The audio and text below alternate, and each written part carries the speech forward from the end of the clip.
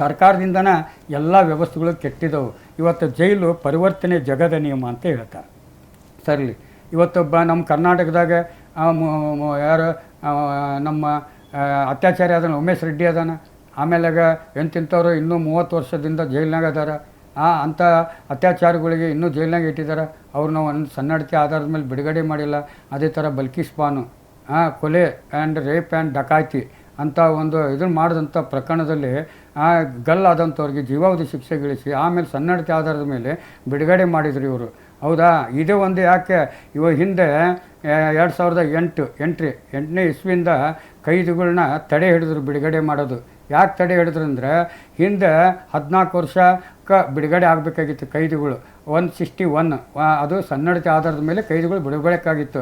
ಆದರೆ ಇವ್ರು ಏನು ಮಾಡಿದ್ರು, ಕೈದಿಗಳನ್ನ ರಾಜಕೀಯದವರು ವಿ ಸೋಮಣ್ಣ ಏನು ಮಾಡ್ದ, 12 ವರ್ಷಕ್ಕೆ ತನ್ನ ಸರ್ಕಾರದಲ್ಲಿ 12 ವರ್ಷಕ್ಕೆ ಕೈದಿಗಳು ಬಿಡುಗಡೆ ಮಾಡೋಕ್ಕೆ ಅವಕಾಶ ಮಾಡಿಕೊಟ್ಬಿಟ್ಟ. ಇದನ್ನು ಇಟ್ಕೊಂಡು ಕಾಂಗ್ರೆಸ್ನವರು ಧರ್ಮ ಸಿಂಗ್ ಏನು ಮಾಡ್ದ, 10 ವರ್ಷಕ್ಕೆ ಕೈದಿಗಳನ್ನ ಬಿಡುಗಡೆ ಮಾಡಿಬಿಟ್ಟ ಏಕಕಾಲದಲ್ಲಿ.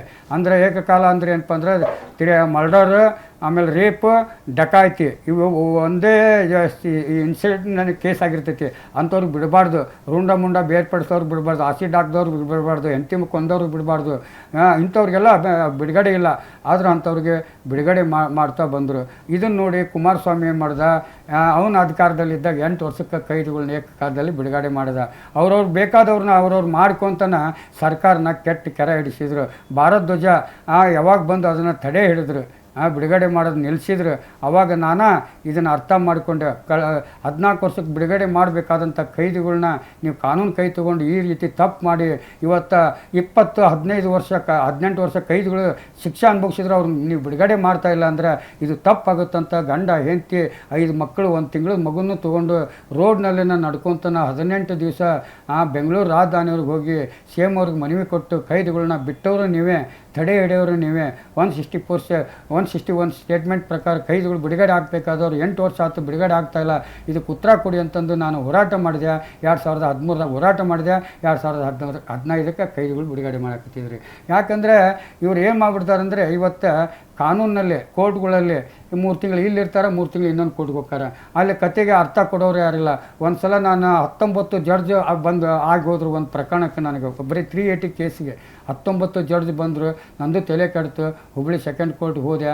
ಅಲ್ಲೇ ಒಳಗೆ ಬೇಡಿ ತೆಗಿಯಾಕತ್ತೀರ ಕಸ್ಕೊಂಡವನ ಸೀದಾ ಒಳಗೆ ಹೋದವನ ಇದಕ್ಕೆ ಹಾಕ್ಕೊಂಡು ನಾನು ಹೋಗಂಗಿಲ್ರಿ, ನಾನು ಇಲ್ಲೇ ಇರ್ತೀನಿ ಅಂತ ಹಠ ತೊಟ್ಟೆ.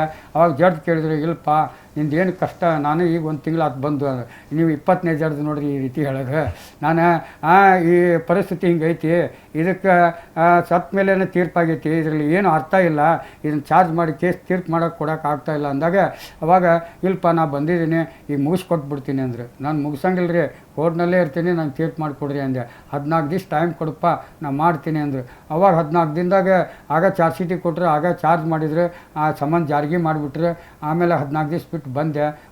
2 ಮಂದಿ ಸಾಕ್ಷಿ ಬಿಟ್ಟರೆ ಉಳಿದವರೆಲ್ಲ ನೆಗೆದು ಬಿದ್ದು ಹೋಗ್ಯಾರೆ. ಇವು 2 ಸಾಕ್ಷಿ ಮೇಲೆ ಸಾಕ್ಷಾತ್ ಕೊರತೆ ಇದ್ದಿದ್ದರಿಂದ ನೀನು ಬಿಡುಗಡೆ ಮಾಡೀನಿ ಅಂದರು. ನೋಡಿ, ಕತೆಗಾರನೇ ಇಲ್ಲ ಈ ಕೇಸ್ಗೆ, ಇದನ್ನು ಹೆಂಗೆ ಬಿಡುಗಡೆ ಮಾಡ್ತೀರಿ ನೀವು? ಕತೆಗಾರ ಬೇಕಲ್ಲ ಅದಕ್ಕೆ. ಎಷ್ಟೋ ಕೇಸ್ಗಳು ಕತೆ ಇಲ್ಲದಕ್ಕೆ ಕೇಸ್ ಹಾಕಿಟ್ಟು ಮಾಡ್ಕೊಂಡೇನಿ ಸರ್ ನಾವು ಬರೋದೇ ಇಲ್ಲ.